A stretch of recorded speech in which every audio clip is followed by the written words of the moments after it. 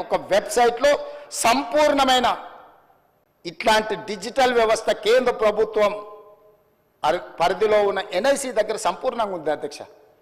ఇవాళ good governance మన దగ్గర ఉంది అధ్యక్ష. మనం లక్షలాది రాష్ట్రాల దేశాల పరీక్షలు మనం నిర్వహిస్తున్నాం అధ్యక్ష. మరి చెన్నారెడ్డి మానవ వనరుల విభాగంలో అద్భుతమైన సాంకేతిక నైపుణ్యం ఉన్న వ్యవస్థ మొత్తం మన ప్రభుత్వంలో ఉంది అధ్యక్ష. మనమే ఇతర దేశాలకు ఆదర్శంగా ఉండేటట్టు, ఇతర రాష్ట్రాలకు ఆదర్శంగా ఉండేటట్టు మనం తీసుకున్న నిర్ణయాలను ఈరోజు పక్కదో పట్టించి కేంద్ర ప్రభుత్వ రంగ సంస్థ అయిన ఎన్ఐసి కూడా ఇవ్వకుండా గాదే శ్రీధర్ రాజుకు ఈరోజు అప్పచెప్పడం ద్వారా మన సంపూర్ణమైన సమాచారాన్ని ఇతర దేశాలకు పంపించారు అధ్యక్ష. అందుకే నేను అడుగుతున్నా అధ్యక్ష, టెరాసిస్తో మొదలైన ఈ లావాదేవీ టెండర్లో సక్సెస్ అయిన IL&FS సంస్థ నుంచి ఫాల్కన్ ఎడ్జి సింగపూర్ కంపెనీకి ఎట్లా పోయింది, ఫిలిపిన్ కంపెనీకి ఎట్లా పోయింది, అక్కడ నుంచి ఫాల్కన్ ఇన్వెస్ట్మెంట్స్కి ఎట్లా పోయింది, అక్కడ నుంచి స్పారో ఇన్వెస్ట్మెంట్స్కి ఎట్లా పోయింది, అక్కడ నుంచి JW స్కై ప్రైవేట్ లిమిటెడ్కి ఎట్లా పోయింది, అక్కడ నుంచి గేట్వే ఫండ్ 2LPకి ఎట్లా పోయింది, అదేవిధంగా హిల్బ్రూక్ ఇన్వెస్ట్మెంట్ సంస్థకి ఎట్లా పోయింది, అదేవిధంగా పారాడిమ్ ఇన్నోవేషన్స్ LLCకి ఎట్లా పోయింది, అదేవిధంగా క్వాంటెల్ INCకి ఎట్లా పోయింది. ఇవన్నీ సంస్థలు టాక్స్ 7 కంట్రీస్ అయిన ఈరోజు కేమెన్ ఐలాండ్స్ కానీ లేకపోతే బ్రిటిష్ ఐలాండ్స్ కానీ ఈ సమాచారం చేరిన తర్వాత ఇంకా అద్భుతమైన ఎన్నికల ముందు చంద్రశేఖరరావు గారు వాదించడమే కాకుండా మేము దీన్ని మార్పు తీసుకొస్తాము అని చెప్తే మమ్మల్ని అందరినీ కూడా బంగాళాఖాతంలో వేయమని వారు తిట్టిండ్రు అధ్యక్ష. అసలు వారు ఒంటి కాళ్ళ మీద ఎగురుతున్నప్పుడు నేను ఆశ్చర్యపోయినా. ఆయన ఎలక్షన్లో ఆయన మేనిఫెస్టో చెప్పుకున్నా, ఆయన ప్రజలకు ఏమైనా చెప్పుకుంటాడు. మా ఎలక్షన్లో మేము ఏం విధి విధానాలతో ప్రజలకు ఒక మంచి పారదర్శకమైన పరిపాలన అందిస్తాం మేము చెప్పినాం. మా మీద కోపము, కారణము, ఆవేశము, వారు ఆవేశంతో ఊగిపోతుంటే ఉపన్యాసాలలో నాకు అర్థం కాలేదు అధ్యక్ష. కొంత ఈరోజు ప్రభుత్వంలోకి వచ్చిన తర్వాత పరిశీలించిన తర్వాత ఎన్ని ప్రభుత్వ భూములు, అది దేవాదాయ భూములు కావచ్చు, లేకపోతే భూదాన్ భూములు కావచ్చు, లేకపోతే ప్రైవేట్ భూముల యజమానుల పేర్లు మార్చే విషయంలో కావచ్చు, వాళ్ళు చేసిన అరాచకం, దురాగతం, దుర్మార్గం ఏ స్థాయిలో ఉంది అని అంటే ఇంకా మనం చెప్పలేనంత స్థాయికి ఈరోజు ఇది చేరింది అధ్యక్ష. అందుకే దానికి ఉదాహరణ కింద నేను చెప్పదలుచుకున్న అధ్యక్ష ఒక 2-3 ఉదాహరణలు. ఏ చట్టం అయితే ఈ టెండర్ అగ్రిమెంట్ ప్రకారం అధ్యక్ష, ఈ ధరణి టెరాసిస్ కాంట్రాక్ట్ అగ్రిమెంట్ అధ్యక్ష 9.20 అగ్రిమెంట్ క్లాజ్లో ఉన్నది అధ్యక్ష. ద ఐఏ అంటే implementing agency should to be the best of his efforts, avoid any change in the organization structure proposed for execution of this contract or replacement of any manpower resource appointed. If the same is however unavoidable, IA shall promptly inform the purchaser in writing and the same shall require subsequent approval by the purchaser.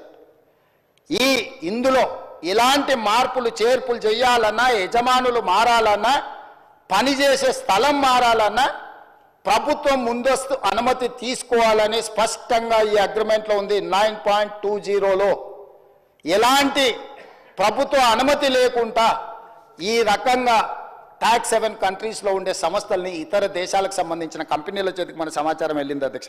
అదేవిధంగా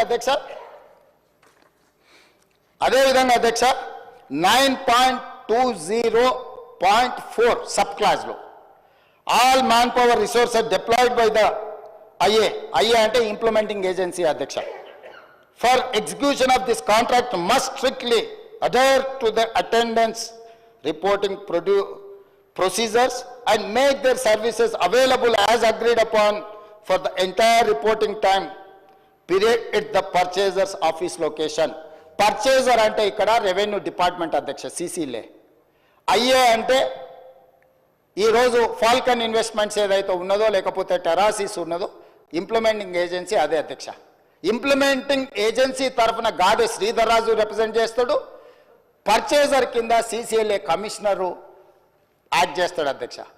వీళ్ళు ఎవరినైనా ఇందులోకి తేవాలన్నా purchaser దగ్గర అనుమతి తీసుకోవాలి first point. వీళ్ళు ఏ పని చేసినా ఈ సాఫ్ట్వేర్లో ఈ సాఫ్ట్వేర్లో కూర్చొని మనం జరుగుతున్న ట్రాన్సాక్షన్స్, మనం జరుగుతున్న రిజిస్ట్రేషన్లు, మనం మెయింటైన్ చేస్తున్న రెవెన్యూ రికార్డ్స్ అన్నీ కూడా పర్చేజర్ లొకేషన్లో, అంటే ప్రభుత్వ ఆఫీసులో ఉండి పనిచేయాలి అధ్యక్ష ఈ అగ్రిమెంట్ ప్రకారం. కానీ అదే కాకుండా అధ్యక్ష 9.20.6 the IA shall provide and deploy at the purchaser's office location for carrying out the work. ఈ రెండు సెక్షన్ల ప్రకారము వాళ్ళు చేస్తున్న పని, ఈ టెరాసిస్ అనే సంస్థ రెవెన్యూ శాఖకు సంబంధించిన CCLA ఆఫీస్లో కూర్చొని పనిచేయాలి అధ్యక్ష. కానీ ఈరోజు అధ్యక్ష అధికారుల నుంచి నాకు అందుతున్న సమాచారం, తెలంగాణ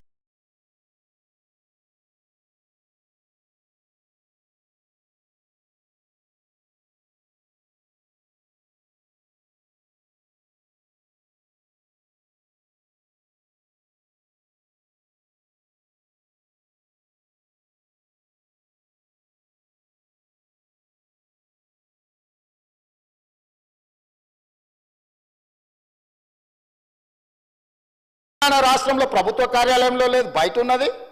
పక్క రాష్ట్రం నిర్వహించారు, ఢిల్లీని గుర్గావ్ నుంచి నిర్వహించారు, ఈశాన్య రాష్ట్రాల నుంచి నిర్వహించారు. ఇన్ని ప్రాంతాల నుంచి ఈ రోజు భద్రంగా ఉండాల్సిన నా యొక్క సంపూర్ణమైన సమాచారము నాకు ఈ తెలంగాణ ప్రభుత్వం మీద ఉన్న నమ్మకంతో నా భూములకు సంబంధించిన పూర్తి వివరాలను ప్రభుత్వం దగ్గర పెడితే, ఆ ప్రభుత్వము ఆనాటి ముఖ్యమంత్రి సంపూర్ణ సమాచారాన్ని ప్రైవేటు కంపెనీలకు, ప్రైవేటు వ్యక్తులకు, ఈ రాష్ట్రంలో కానోళ్లను, ఈ దేశంలో కానోళ్లను, ఈ దేశంలో లేని కంపెనీలకు, ఈ దేశ పౌరులు కానోళ్లకు అప్పచెప్పి ఈరోజు ఈ రాష్ట్ర ప్రజల యొక్క నమ్మకాన్ని, విశ్వాసాన్ని కూనీ చేయడమే కాకుండా ఆర్థిక నేరాలకు పాల్పడ్డాడు అధ్యక్ష. దానికోసం ఎంత కఠినంగా వీళ్ళ పట్ల ప్రభుత్వాలు వ్యవహరించాల్సిన అవసరం ఉన్నది అధ్యక్ష.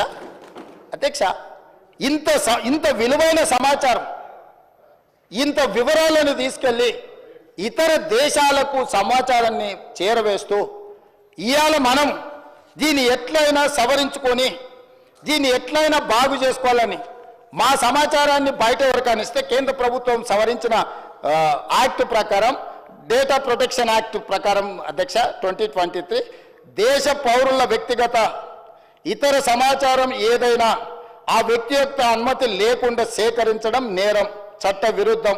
అలా సేకరించిన డేటాను చట్టబద్ధంగా ఆ చట్టంలో చెప్పిన వ్యక్తి ప్రకారమే వినియోగించాలి. ప్రభుత్వానికి ప్రజల మధ్య ఉండాల్సిన విశ్వసనీయత లేకుండా నిబంధనలను ఉల్లంఘించారు.